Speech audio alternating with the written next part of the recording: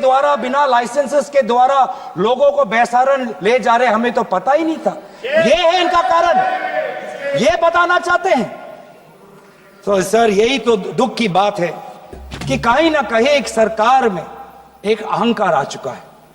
Intelligence और security जो framework है, एस्टैब्लिशमेंट है, जो लोग हैं जो निर्णय लेते हैं इंटेलिजेंस और सिक्योरिटी की, आज उनमें एक अहंकार आ गया है कि चाहे जितनी भी बड़ी गलती हो उन पर कोई सवाल नहीं उठा सकता। लेकिन आज हम सवाल उठा रहे हैं, आज हम सवाल उठा रहे हैं, आज हम सवाल उठाएंगे। प्रधानमंत्री मोदी जी, आपको अब सऊदी अरब में थे, आप जब वापस आते आपका पहला नैतिक कर्तव्य होता कि पहलगाम आप जाते, लेकिन आप पहलगाम नहीं गए। एक सरकारी कार्यवाही के लिए आप बिहार गए और चुनावी भाषण दिया। देश के मुखिया सऊदी अरब में थे, पूरा कार्यक्रम उन्होंने संपूर्ण किया, वापस आए और वो पहलगाम भी नहीं जा पाए और बिहार में जाके चुनावी भाषण दे रहे हैं। अगर पहलगाम में कोई गया तो हमारा नेता राहुल गांधी गया। अगर पहलगाम में जो लोगों की मृत्यु हुई उनके लिए अगर शहादत की मांग कोई कर रहा है तो हमारा दल का नेता राहुल गांधी कर रहा है। राहुल गांधी जी बदामी के कंटोनमेंट में गए। सर मैं बोलूं, sir house in order, sir house in order में, sir house is not in order में रहेगा सर। टाइम लेकिन आप तथ्यों पे बोले हैं, गलत सूचनाएं नहीं दे सदन में, गलत सूचनाएं नहीं मत दे। हम बोलिए इसके ऑर्डर में लाइए सर। कोई सदन में गलत तथ्य नहीं रख सकते आप। सर मैं बोलूं सर, कैमरा आएगा मेरे पे। धन्यवाद। आदरणीय अध्यक्ष महोदय, आदरणीय अध्यक्ष महोदय, अब बात आती है ऑपरेशन सिंदूर की। आज मैं राजनाथ सिंह जी का भाषण सुन रहा था। मुझे पता नहीं चल रहा था कि राजनाथ सिंह जी जो भाषण दे रहे थे वो किस समय का उजागर कर रहे थे, वो किस समय का उजागर कर रहे थे, वो किस समय का उजागर कर रहे थे। क्या वो 2016 के बाद क्या उन्होंने ये नहीं कहा कि हम घुस के मारेंगे और पाकिस्तान को आज वो उनका जो भी टेररिस्ट इंफ्रास्ट्रक्चर है उसको खत्म कर देंगे? वही बातें तब की, वही बातें पुलवामा की बात की कि पुलवामा के बाद आज हमने हमारे लड़ाकू जहाज अब गए हैं, अब पाकिस्तान अब कभी भी भारत पर उंगली नहीं दिखा सकता। और उसके बाद आज दोबारा वही बातें कर रहे हैं, आज दोबारा वही बातें कर रहे हैं कि हम घुस के मारे, हमने ये किया, फलाना किया। और ये अब भी कह रहे हैं कि ऑपरेशन सिंदूर कंप्लीट नहीं हुआ, अधूरा है, क्योंकि कल को जाके दोबारा पाकिस्तान कर सकता है। ये खुद कह रहे हैं, ये खुद कह रहे हैं, ये खुद कह रहे हैं कि इसके पश्चात भी पाकिस्तान कल को जाके कर सकता है। तो ये कैसा, ये जो सफल कैसे हुआ, फिर क्या सफल हुआ? आज ये खुद कह रहे हैं कि हमारा मकसद युद्ध का नहीं था। हम पूछना चाहते क्यों नहीं था, होना चाहिए था। आज उन्होंने खुद कहा कि हमारा मकसद जमीन लेने का नहीं था।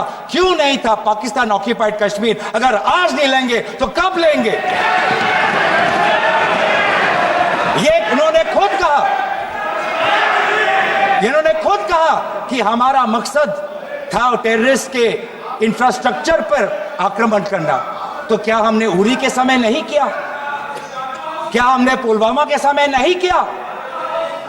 लेकिन उसके पश्चात भी पाकिस्तान का इतना साहस कि आज उन्होंने पहलगाम में जो पिछले 20 वर्षों में हमारे भारतीय नागरिकों पर सबसे दर्दनाक अगर हमला हुआ है तो आपके समय पे हुआ है। आपके समय में उरी हुआ, आपके समय में पुलवामा हुआ और आपके समय में आज पहलगाम हो रहा है। कुछ बातों का उजागर किया, कुछ किताबों का भी उजागर किया। ये एक नई प्रक्रिया है सर। हर चर्चा में आदरणीय भाजपा के नेता एक किताब उठा लेते हैं, फिर कुछ पंक्तियां वहां से पढ़ते हैं।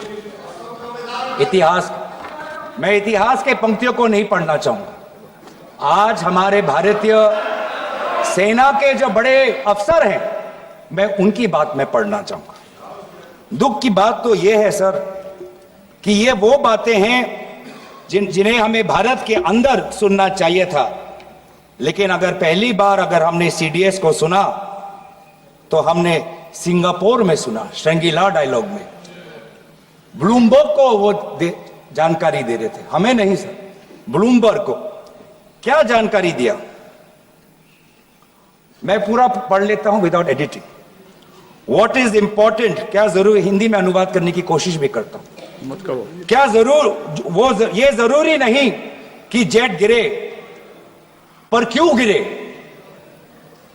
क्या गलतियां हुई, वो महत्वपूर्ण है। संख्या महत्वपूर्ण नहीं सर। 35 ही राफेल है देश में, 35 ही राफेल है। अगर उनमें से कुछ गिरे भी तो देखिए सर, मुझे तो लगता है कि बहुत बड़ी क्षति हुई। 35 राफेल, अगर कुछ उनमें से भी अगर कुछ गिरे तो मुझे लगता है कि जरूरी है, क्योंकि आपको लगता है कि 35 राफेल काफी है, तो अगर कुछ गिरे तो वो भी जरूरी है। और उन्होंने उसके बाद ये कहा कि ये बात अच्छी है कि हमने अपनी गलतियों को समझा, उसको सुधरा, और 2 दिन बाद हमने अपने जेट को उड़ाए और दूर से हमने आक्रमण किया। सर, ये मैं थोड़ी जानकारी चाहूंगा।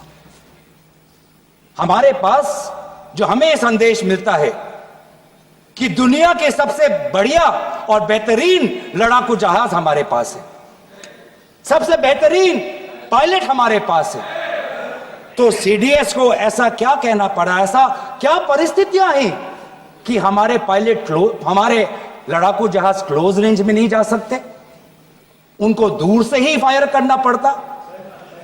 ये क्या है, ये क्या पाबंदी है, ये क्या पाबंदी है कि सीडीएस को ये कह रहे हैं कि हमारे लड़ाकू जहाज ने पहले दिन गलतियां हमने सुधारी और दूर से हमने आक्रमण किया। क्या हम पास से नहीं कर सकते? ये जानकारी हमें दे। हम ये जानना चाहते हैं कि lieutenant general Rahul R Singh ने सदन के अंदर नहीं, सांसदों को नहीं, राजनीतिक दलों के फ्लोर लीडर्स को नहीं, फिक्की में जाके कहा। क्या कहा उसका भी मैं हिंदी में अनुवाद करता हूं कि पाकिस्तान तो सिर्फ फ्रंट पे था और पाकिस्तान के पीछे चाइना उनके पूरी तरीके से समर्थन कर रहा है। ऐसी कोई आश्चर्य की बात नहीं होनी चाहिए, क्योंकि पिछले 5 वर्षों में लगभग 80% मिलिट्री हार्डवेयर पाकिस्तान को सब पूरा चाइना से मिल रहा है। तो सर, मैं आज पूछना चाहूंगा आदरणीय राजनाथ सिंह जी से, जो सरकार चीन को लाल आंख दिखाने की बात करती है, एक बार भी आपने चीन का उजागर अपने भाषण में क्यों नहीं किया? आर्मी कर रही है, और आर्मी के कह रही है, आर्मी कहती है कि आज कि सिर्फ चीन और पाकिस्तान का ये 2 फ्रंट नहीं, अब 3 फ्रंट का भी हो सकता है, कन्वर्जेंस हो सकता है चीन, पाकिस्तान और बांग्लादेश को लेकर। लेकिन मैं सरकार को याद दिलाना चाहूंगा कि ये जो 2 फ्रंट की जो बात थी, इस बात की शुरुआत किसने की थी? इस बात की चेतावनी किसने दी थी? इस बात की चेतावनी इसी सदन में हमारे दल के नेता राहुल गांधी जी ने दी थी। और यही हम जानना चाहते हैं, कि आज जो युद्ध हुआ, इसमें पाकिस्तान को चीन से कितना समर्थन मिल रहा है, हम सेना से नहीं, आज हम आदरणीय राजनाथ सिंह जी से और प्रधानमंत्री मोदी जी से जानना चाहते हैं।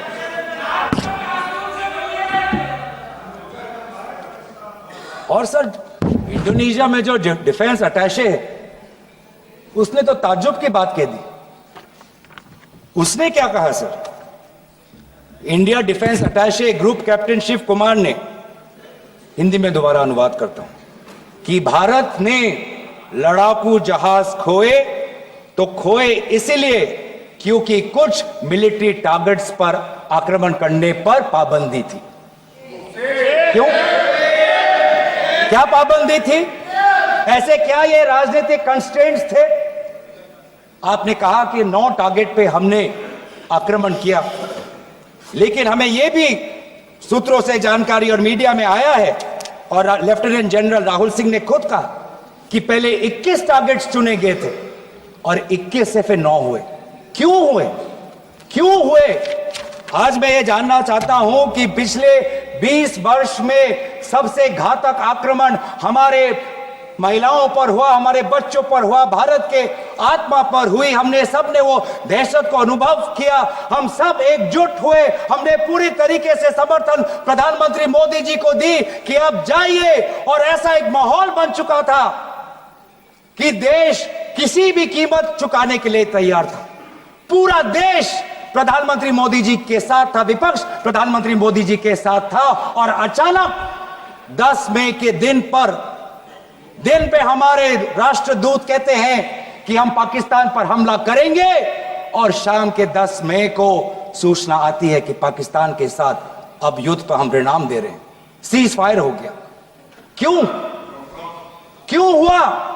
हम आदरणीय प्रधानमंत्री मोदी जी से जानना चाहते थे, अगर पाकिस्तान वाकई में अपने घुटने टिकने के लिए तैयार था तो आपने क्यों रुका? आप क्यों रुके? और किसके सामने आप झुके? किसके सामने आपने सरेंडर किया? किसके सामने आपने सरेंडर किया? वो अमेरिका के राष्ट्रपति जो 26 बार आज कह चुके हैं कि व्यापार को लेकर उन्होंने भारत और पाकिस्तान को सतर्क किया और दोनों को मजबूर किया कि वो इस जंग को छोड़े। 26 बार। आज राष्ट्रपति ट्रंप खुद कहते हैं कि 5-6 जेट गिरे हैं। एक एक जेट करोड़ करोड़ अरब अरब रुपयों का है, मिलियंस एंड मिलियंस का है। इसलिए हम जानना चाहते हैं, आज हमें स्पष्ट रूप से आदरणीय राजनाथ सिंह जी बताएं, देश पर विश्वास करें, देश में वो साहस है सच्चाई सुनने की। आज आप बताएं कितने लड़ाकू जहाज गिरे? हमारे में वो साहस है, क्योंकि ये सूचना, ये सच्चाई सिर्फ देश के नागरिकों के लिए नहीं, ये सूचना, ये सच्चाई हमें देश के जवानों को भी देना है। आज उनसे भी झूठ कहा जा रहा है, उनके बीच में भी भ्रम फैलाया जा रहा है। हम उनकी जो सच्चाई है आज हम सदन के अंदर लाना चाहते हैं। और सर, बात में आती है विदेश नीति की। किस मुंह से हम कहें कि विदेश नीति आज सफल हुआ है? किस मुंह से कहें?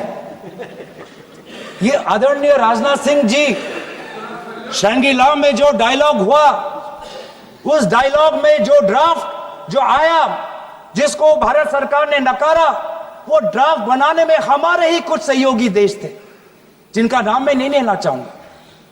लेकिन ऐसे देश जिसको हम परंपरागत दोस्त हम मानते हैं, ट्रेडिशनल एलाइज मानते हैं, आज उन्होंने भी इंडिया और पाकिस्तान को हाइफिनेट कर दिया। और आप ये शब्दों के खेल से आप खुश हो कि ब्राजील के डॉक्यूमेंट में पाकिस्तान, ये जम्मू कश्मीर का पाकिस्तान का भी नहीं, ब्राजील के डॉक्यूमेंट में सिर्फ जम्मू कश्मीर में जो दहशतगर्दी हुई उसी की निंदा हुई, पाकिस्तान की निंदा नहीं हुई। पर आप उससे खुश हो? अगर आप उससे खुश हो तो मैं जानना चाहूंगा, जो $1 बिलियन का आर्थिक सहायता IMF ने दिया पाकिस्तान को, उस पर आपको क्या कहना है? हम जानना चाहेंगे जो एडीबी एशियन डेवलपमेंट बैंक से 800 मिलियन का आर्थिक सहायता जो मिलेगा पाकिस्तान को, आज भारत उस पर क्या रवाई है। वर्ल्ड बैंक का जो $40 मिलियन आ रहा है, और ये पैसा किसको जाएगा सर? पाकिस्तान की नेतृत्व उनकी जनता या उनकी चुनी हुई सरकार नहीं, पाकिस्तान की सरकार का जो रिमोट कंट्रोल है वो पाकिस्तान की सेना के पास है। तो ये सारा पैसा वहीं जाएगा जहां पर हमने मिसाइल गिराई। तो क्या इतना भी हम नहीं कर पाए? क्या इतना भी ताकत नहीं?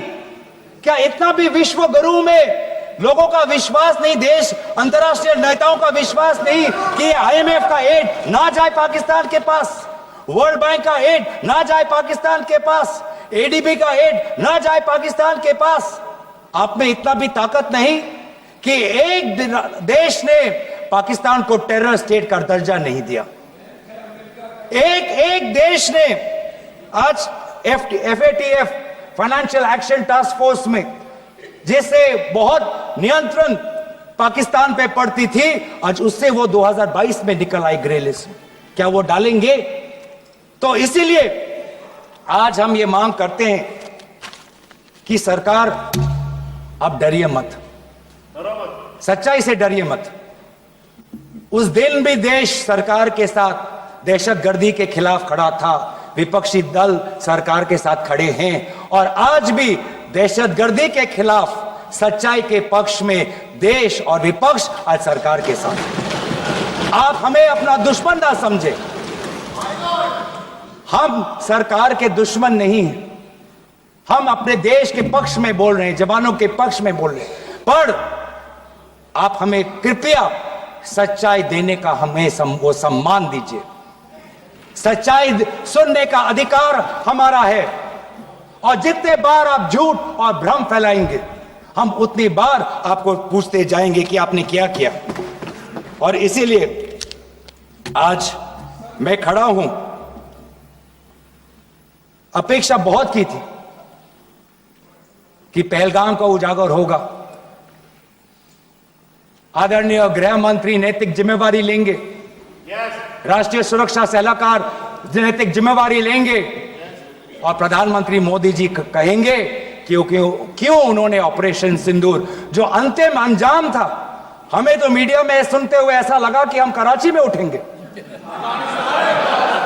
मीडिया में हमारे भारत की मीडिया जो जिनको सूचना आपसे ही मिलती है, उनका सुनने में लगा कि आज तो हम फतह करके ही रहेंगे, लेकिन पता चला कि नहीं, कहीं ना कहीं हमारे पैर डगमगा गए, और जो अंतिम परिणाम था उससे पीछे हम हट गए। हमें पीछे नहीं हटना, हमें आगे बढ़ना है, सच्चाई के साथ, लोकतंत्र के पक्ष में। इन्हीं बातों के साथ मैं अपना पक्ष समाप्त करता हूं। धन्यवाद। जय हिंद। श्री रमाशंकर राजभर। रुकिए आ जाएगा। चलिए बोलिए। आभारी हूँ अध्यक्ष जी।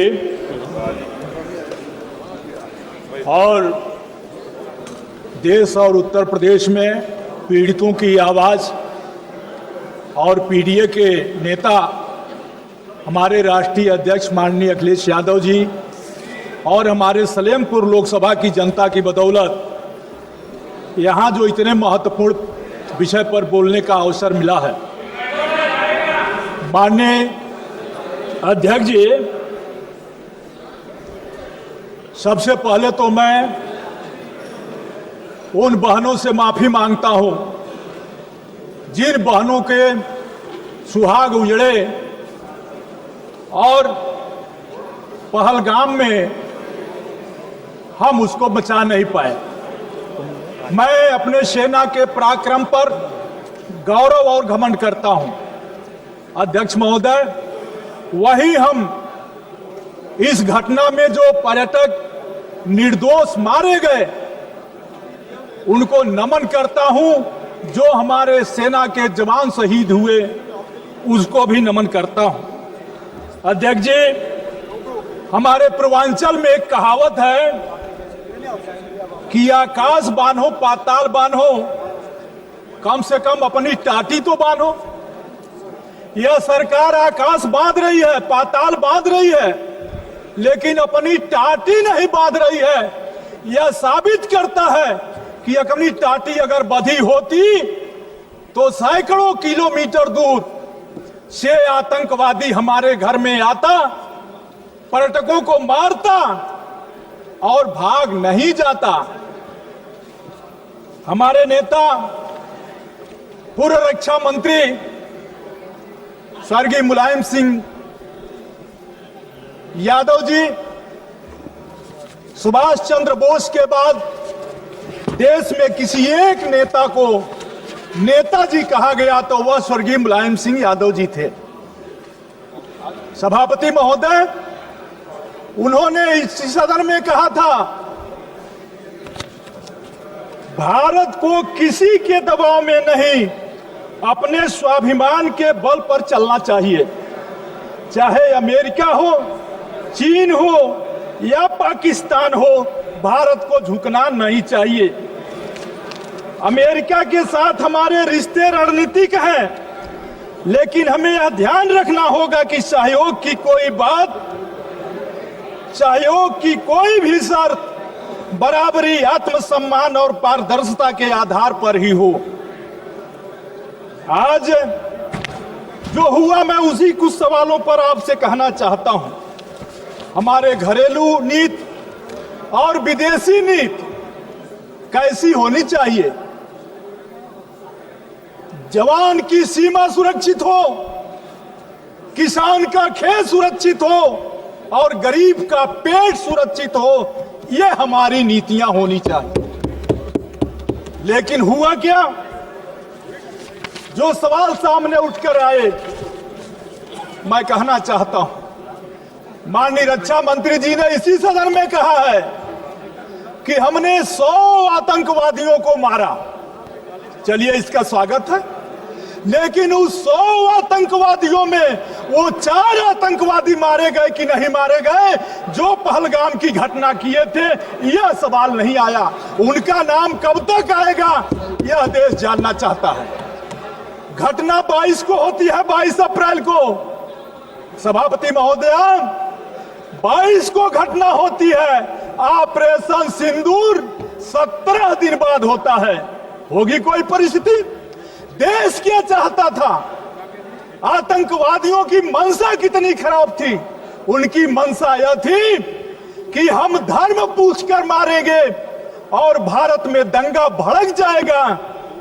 और पूरे देश के लोगों को मैं बधाई देता हूं कि आतंकवादियों के मंसूबों को नाकाम किया और हिंदू मुस्लिम सब लोगों ने मिलकर के आतंकवादियों के इस नापाक इरादे को पर लगाम लगाया।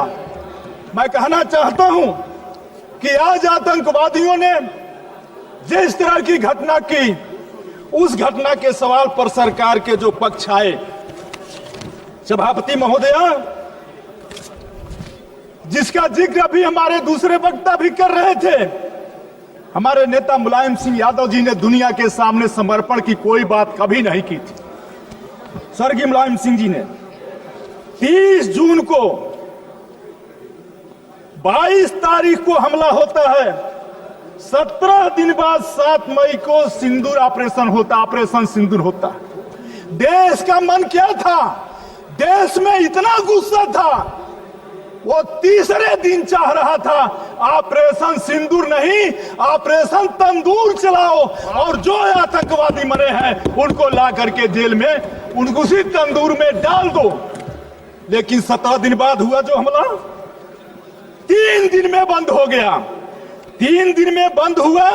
7 मई को ऑपरेशन शुरू हुआ और 10 मई को विश्व गुरु। देश की मीडिया, किस भारतीय को नहीं घमंड होगा कि हमारे देश के प्रधानमंत्री विश्व गुरु हो? किस भारतीय को नहीं इस पर घमंड होगा? लेकिन घमंड क्या हुआ?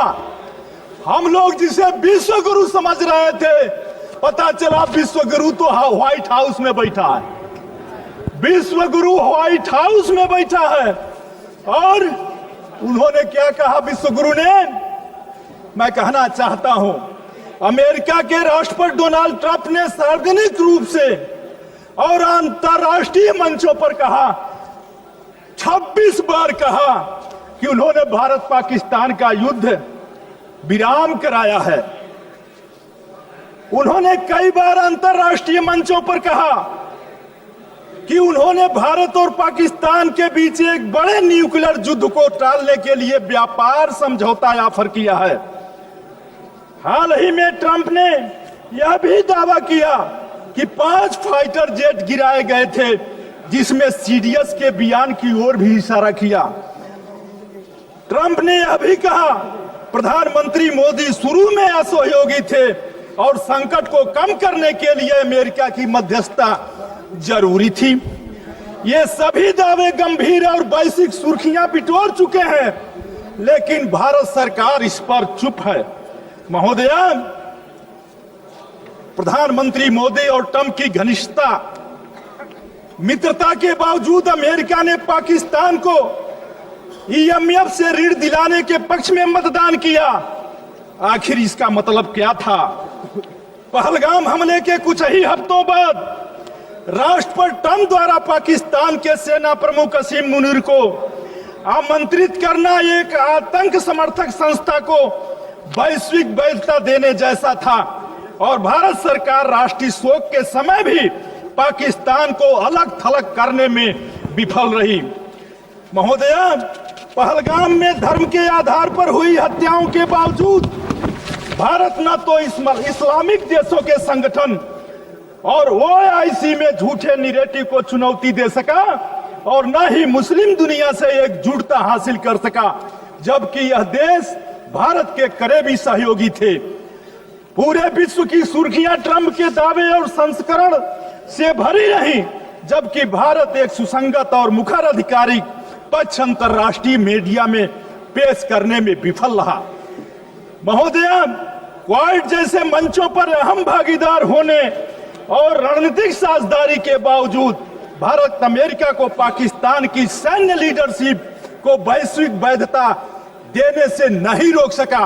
अब मेरे अंत में कुछ सवाल हैं। महोदया, पहलगाम एक संवेदनशील इलाका माना जाता है और बैसारण में प्रतिदिन सैकड़ों पर्यटक आते हैं। इसके बावजूद आतंकवादी वहां खुलेआम घूमते रहे, धार्मिक पहचान के आधार पर लोगों को चिन्हित किया और दिन दहाड़े निर्मम हत्याएं की। घटनास्थल पर किसी भी प्रकार की पुलिस व सुरक्षा बल की मौजूदगी नहीं थी, और दुर्भाग्य की बात है वहां के महामहिम ने 3 महीने बाद अपने बयान में कहा कि इसमें चूक हो गई। महोदया, सुरक्षा में चूक हो गई। महोदया, जो आतंकवादी हालिया हमले के जिम्मेदार हैं, उन्हें अब तक क्यों नहीं गिरफ्तार किया गया? जब सरकार बहु एजेंसी ऑपरेशन, ड्रोन निगरानी और हवाई नियंत्रण का दावा कर रही है, तो फिर ये आतंकवादी जिलों में लगातार कैसे घूम रहे हैं? क्या सरकार जमीनी स्तर पर लोकेशन नेटवर्क और स्लीपर सेल्स को रोकने में नाकाम रही? महोदया, वो भी भारत ने हमेशा यह स्पष्ट किया है कि पाकिस्तान के साथ हमारे मसले द्विपक्षीय हैं और किसी तीसरे की मध्यस्थता स्वीकार नहीं की जा सकती। ट्रंप का दावा यह दर्शाता है कि मोदी सरकार ने अमेरिका के हस्तक्षेप की अनुमति दी, जो 1972 के शिमला समझौते के बाद से भारत के अस्थायी नीति के खिलाफ है। महोदया, अगर ट्रंप की बात सही है तो इसका मतलब है कि भारत ने अपने सैन्य और कूटनीतिक फैसलों की स्वतंत्रता खो दी। क्या भारत ने अमेरिका के कहने पर युद्ध विराम स्वीकार किया? महोदया, मैं कहना चाहता हूं, अंत में कहना चाहता हूं कि युद्ध विराम में अमेरिका की कोई भूमिका थी? क्या वास्तव में फाइटर जेट गिराए गए थे? भारतीयों को ये बातें अपने प्रधानमंत्री से क्यों नहीं सुनने को मिली? ट्रंप से सुनने के लिए क्यों मिली? महोदया, ट्रंप कहते हैं कि हालत युद्ध के कगार पर थे, जबकि सरकार कहती है कि यह सामान्य सैन्य बातचीत थी। दोनों बातें एक साथ नहीं सही नहीं हो सकती। या तो ट्रंप झूठ बोल रहे हैं या यह सरकार सच्चाई छिपा रही है। महोदया, ट्रंप की टिप्पणियां हमारे सेना की पेशेवर योग्यता को कम करके आंकती है, ऑपरेशन सिंदूर को गलत रूप से पेश करती है। अगर वास्तव में कोई जेट गिराए गए तो जनता को बताया जाना चाहिए। अगर ऐसा नहीं हुआ तो सरकार की रिकॉर्ड ठीक क्यों नहीं कर रही है? महोदया, बयानबाजी ने ट्रंप की भाषा और बयानबाजी ने एक बार फिर भारत और पाकिस्तान के एक साथ जोड़ दिया। इसलिए मैं अंत में कहना चाहता हूं कि सारे कुछ हो जाने के बाद अगर हमारा हमला सही था तो फिर दुनिया के 32 देशों में 59 सदस्य प्रतिनिधि मंडल गया। अगर हमारा ऑपरेशन सही था तो फिर दुनिया में क्यों हम गए थे, और अगर गए थे तो उससे क्या लाभ हुआ, यह मैं आपसे जानना चाहता हूं। इन्हीं शब्दों के साथ आपने समय दिया, बहुत बहुत धन्यवाद, बहुत बहुत धन्यवाद। माननीय सदस्य श्री कल्याण बनर्जी जी। ধন্যবাদ চেয়ারপারসন মহাশয়। আমি আমার দল অল ইন্ডিয়া তৃণমূল কংগ্রেসের তরফ থেকে প্রথমেই আমাদের সমস্ত সেনাকর্মী, বীর জওয়ান, বায়ুসেনা, নৌসেনা বাহিনীর সকল সৈনিককে সম্মান এবং স্যালুট জানাই। 7ই মে থেকে 10ই মে পাকিস্তান শাসিত আজাদ কাশ্মীরের পাকিস্তান জঙ্গি গোষ্ঠী জাইসি মোহাম্মদ এবং লস্কর-ই তৈয়বার সন্ত্রাসবাদ পরিকাঠামো আর অঞ্চলগুলিকে ধ্বংস করার জন্য ভারতবর্ষের তরফে অপারেশন সিঁদুরের নামে যে ক্ষেপণাস্ত্র হামলা হয়েছিল তাতে শহীদ হওয়া সমস্ত বিএসএফ, সিআইএসএফ এবং সমস্ত সৈনিক যারা যুদ্ধের সাথে জড়িত ছিলেন তাদেরকে আমাদের অনেক অনেক সম্মান এবং নমন জানাই। ম্যাডাম, আমাদের রাজ্যের একজন সৈনিক হাবিলদার ঝন্টু আলু শেখ, যার বাড়ি কৃষ্ণনগরে, সে 23শে এপ্রিল টেররিস্ট কাউন্টারে উদমপুরে সে মারা গিয়েছে, তাকেও আমার শ্রদ্ধা জানাই। ওই 4 দিন যদি আমাদের বীর সৈনিকরা তাদের জীবনের বাজি দিয়ে না লড়াই করতেন তবে অপারেশন সিন্দুর কখনো সার্থক হতো না। এই লড়াইয়ের সবটাই কৃতিত্ব আমাদের 3 সেনাবাহিনীর। এই লড়াইয়ের কোনো ভাগাভাগি হয় না। Credit goes to all the soldiers of our country. This credit cannot be divided. No one can take away the credit excepting the soldiers. একটু যদি আমরা পিছিয়ে যাই তাহলে দেখতে পাবো 22শে এপ্রিল জম্মু কাশ্মীরের পাহেলগাঁওতে 4 জন টেররিস্ট সশস্ত্র উগ্র সন্ত্রাসবাদী হামলায় 26 জন ভারতীয়র মৃত্যু, তাদের সকল পরিবার, স্থানীয় মানুষদের এবং সমস্ত ভারতবাসীকে শোকাহত করেছে। সেই 26 জনের মধ্যে 3 জন ছিল আমাদের রাজ্যের। বিতন অধিকারী পাটুলি কলকাতা, সমীর গুহ বেহালা কলকাতা এবং মনীষ রঞ্জন মিশ্র ঝালদা পুরুলিয়া।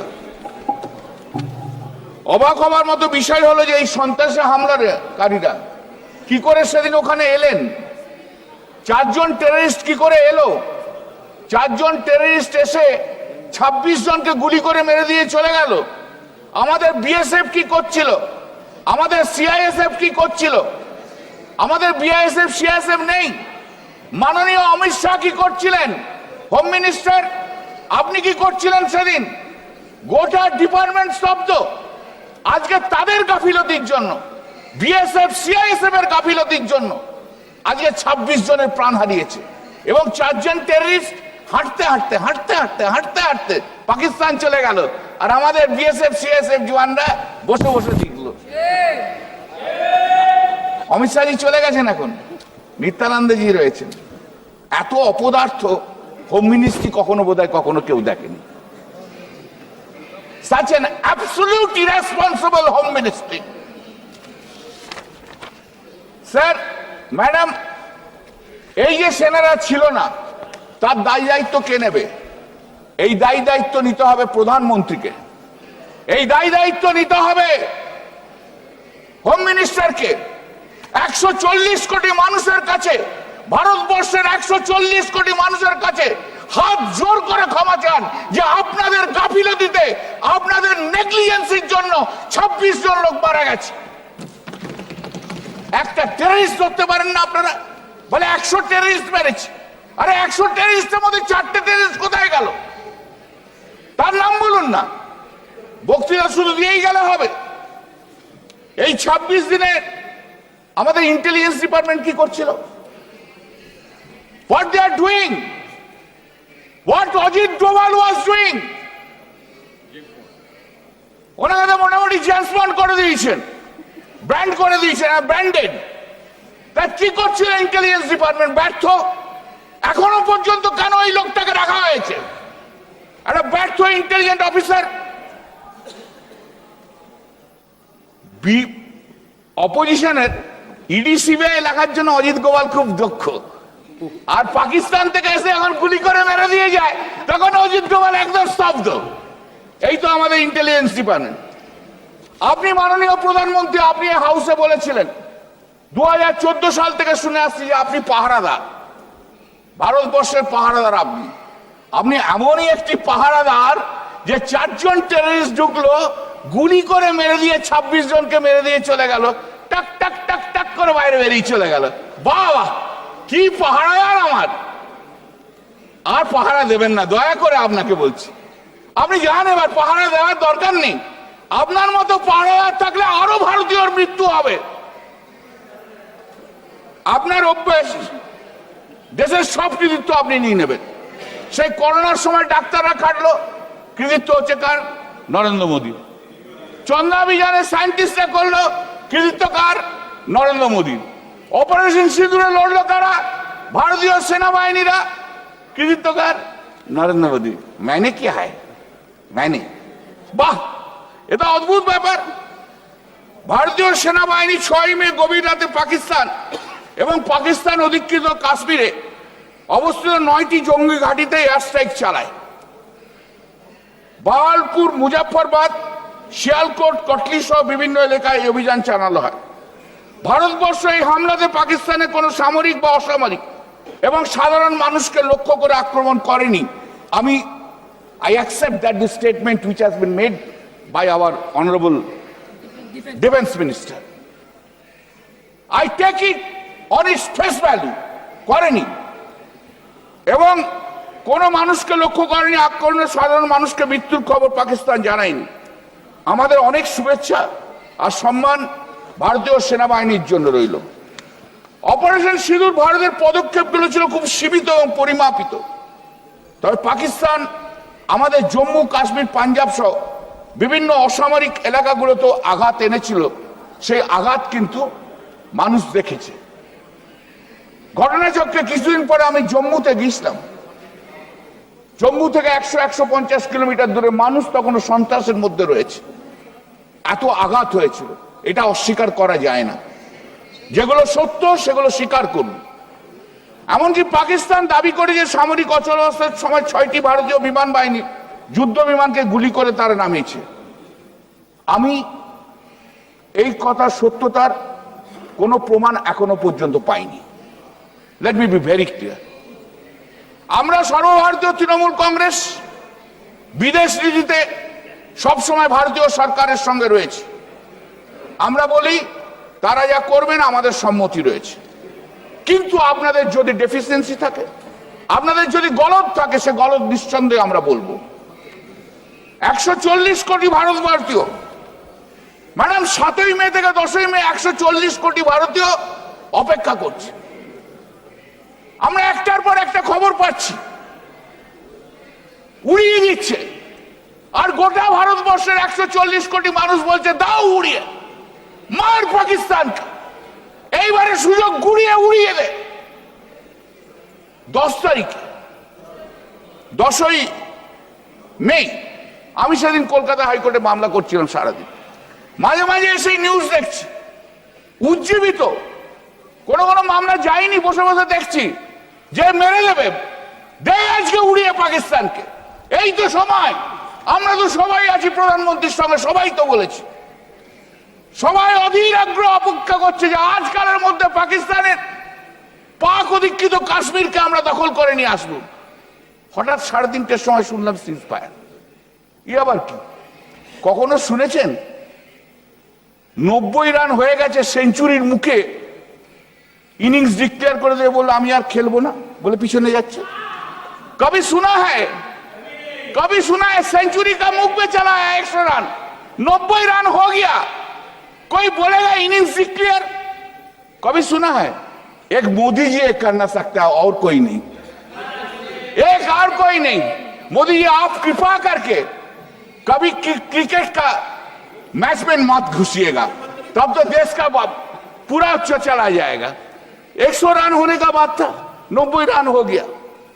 আমরা লজ্জিত, লজ্জায় আমাদের মাথা কাটা গেছে। আমরা তখনও তো জানি না কি হচ্ছে। 3:30টার সময় ডোনাল্ড ট্রাম্প এক্স হ্যান্ডেলে পোস্ট করছে, after a long night of talks mediated by the United States, I am pleased to announce that India and Pakistan have agreed to a full and immediate ceasefire. Congratulations to both countries on using common sense and great intelligence. Thank you for your attention to this matter. এর চেয়ে লজ্জার কিছু থাকতে পারে? এর চেয়ে লজ্জার কিছু থাকতে পারে যে আমেরিকান প্রেসিডেন্ট ডিসাইড করে দিচ্ছে? যেখানে আমি বিরোধী দল হিসেবে বলছি যে আপনার সঙ্গে তো আমরা রয়েছি, আমরা পুরো রয়েছি, আপনার সঙ্গে লড়াই করুন। 140 কোটি ভারতীয় বলছে আপনি লড়াই করুন, আর আমেরিকার প্রেসিডেন্টের কথা শুনে আপনি যুদ্ধ বন্ধ করে দিলেন। পরে স্টেটমেন্ট এদিক থেকে ওদিক থেকে এসছে যে না না, আমেরিকার প্রেসিডেন্টের জন্য নয়, আমরা আমাদের জন্য করেছি কথা বলে। নরেন্দ্র মোদী প্রধানমন্ত্রীজি, আপনি কেন একবার, why once you have not posted in the ex-handle post? No, you are incorrect, Mr. President, American President. What you have said, you are incorrect. You could not said, you could not show your courage to that extent. কি হয় বলুন তো? আপনার এই American প্রেসিডেন্টের সামনে দাঁড়ালে আপনার হাইটটা নেমে 5 ফুট হয়ে যায়, আর ওজনটা হয়ে চেস্টটা হয়ে যায় 56 ইঞ্চি থেকে 36 ইঞ্চি। The moment you stand in front of the American president, your height is reduced to 5 foot and your chest is reduced to 36 inch from 56 inch. Why you are so much afraid? Why are you so much afraid? Why are you so much afraid to the American president? ভারতের সমস্ত মানুষ যখন আপনার সাথে রয়েছে তখন আচমকা যুদ্ধবিরতি ঘোষণা করা আমাদের মারাত্মক ভুল বলে আমরা মনে করি। আমরা সন্ত্রাসবাদের বিরুদ্ধে চূড়ান্ত একটা ফলাফল দেখতে চেয়েছিলাম। 140 কোটি ভারতবাসী সকলে ওই 26টা তাজা প্রাণের আকস্মিক মৃত্যুতে বলেছিলেন, প্রিয়াকে আমার কেড়েছিস তোরা, ভেঙেছিস ঘর বাড়ি, সে কথা কি আমি জীবনে মরণে কখনো ভুলতে পারি? আদিম হিংস মানবিকতার যদি আমি কই হই, স্বজন হারানো শ্মশানে তোদের চিতা আমি তুলবই। এই স্পিরিট থাকা উচিত ছিল আপনাদের, এই স্পিরিট থাকা উচিত ছিল। কিন্তু আপনি সকলের মনের ইচ্ছেকে স্তব্ধ করে দিলেন। ইতিহাস আপনাকে ক্ষমা করবে না কোনোদিন। কণ্ঠ আমার রুদ্ধ আজিকে বাসি সঙ্গীত হারা অবস্যার কারা, লুপ্ত করেছ আমার ভুবন দুঃস্বপনের তলে, তাই তো তোমায় সুদাই অস্ত্র জলে, যাহারা তোমার বিষাইছে বায়ু নিভাইছে তব আলো, তুমি কি তাদের ক্ষমা করিয়াছ? তুমি কি বেঁচেছ ভালো? আপনাকে উত্তর দিতে হবে মোদী, আপনাকে আজ উত্তর দিতে হবে। আমি বাঙালি, বাংলা ভাষায় বলবো, অ্যারেস্ট নয়, বাইরে কোনো অসুবিধা নেই। রবীন্দ্রনাথ নজরুল আমার এইখানের মধ্যে রয়েছে। অপারেশন সিন্দুরের নাম করে কেবল প্রতীক নয়, একটা রাজনৈতিক অক্ষানের আপনি সূচনা করলেন।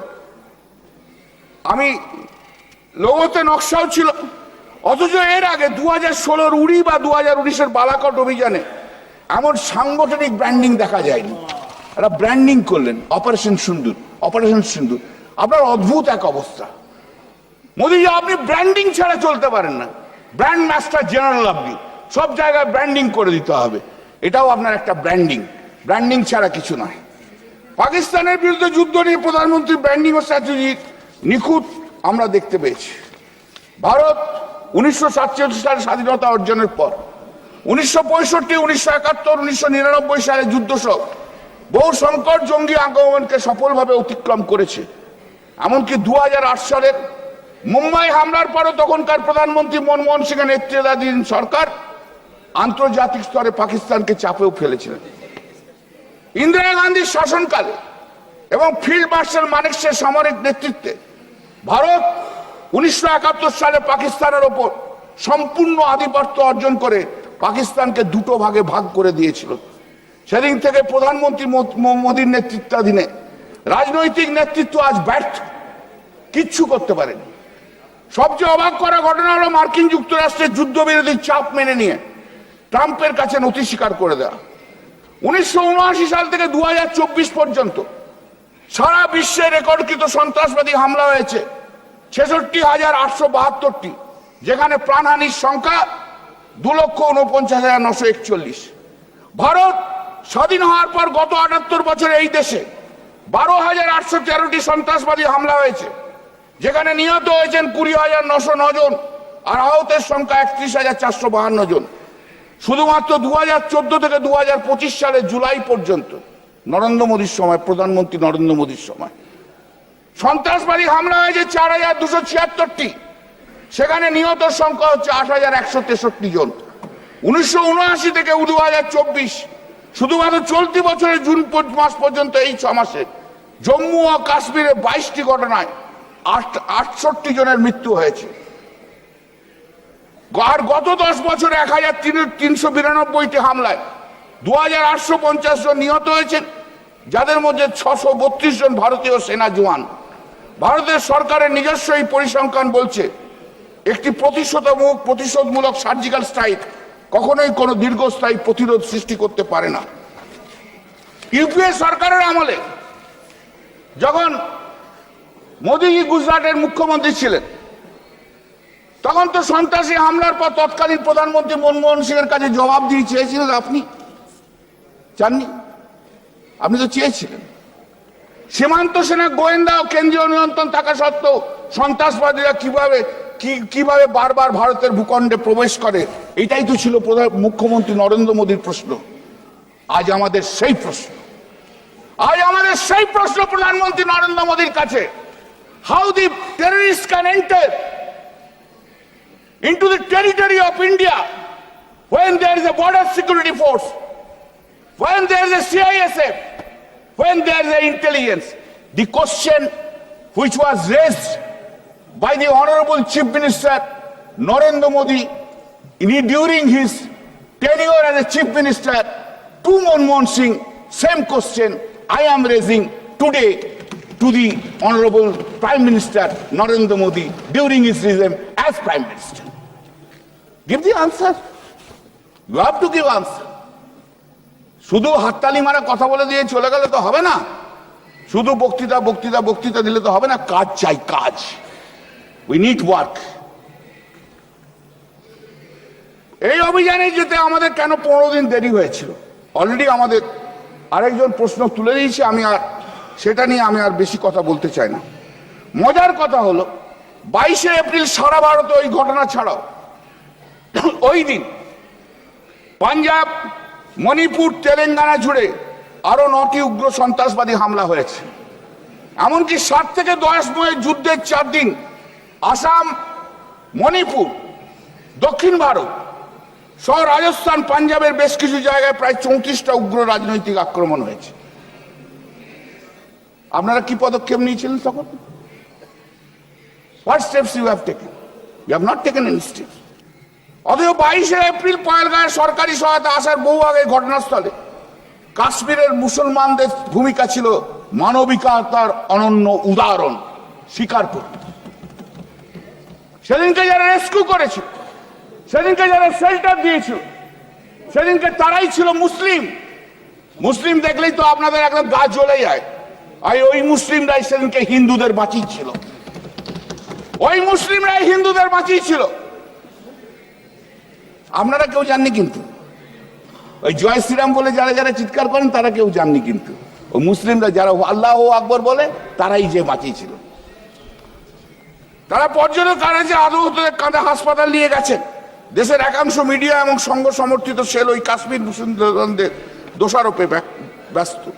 এই ঘটনায় কন্দ করে সারা দেশে কাশ্মীরদের উপর হামলা ও হুমকি বাড়তে থাকে। এমনকি বিজেপি নেতারা মানুষকে কাশ্মীর যেতে বারণ করেছে। আমাদের অপোজিশন লিডার, আপনাদের নেতা, আমাদের রাজ্যের অপোজিশন লিডার বলে কাশ্মীর কেউ যাবেন না ভাই। তা আমি তো বলেছিলাম ভাই কাশ্মীর যেতে বারণ করছে, আগে তো মোদিজিকে বলো, নাড্ডাজিকে বলো কাশ্মীর যেন না যায়। আমাদের বলে লাভ কি আছে? এই তো বিজেপির কালচার। সবচেয়ে বড় প্রশ্ন হলো এই অভিযানের পিছনে আন্তর্জাতিক চাপের ছাপ দেখা যায়। আধুনিক যুদ্ধক্ষেত্রে এখন কেবল অস্ত্রের নয় বরং তথ্য, গল্প ও জনমতের যুদ্ধ। আপনি 2016 সালে নোটবন্দি করার অন্যতম কারণ দেখিয়েছিলেন সন্ত্রাস দমন। কি লাভ হলো? আপনি 370 ধারা বাতিল করার সময় 2019 সালে আপনি যে কারণ দেখিয়েছিলেন আপনারা, সেই কারণের অন্যতম হচ্ছে সন্ত্রাস দমন। চূড়ান্ত পদক্ষেপ সন্ত্রাস দমন। কি লাভ হলো? কি লাভটা নিয়ে এলেন আপনি? নোটবন্দি হলো সন্ত্রাস দমনের জন্য।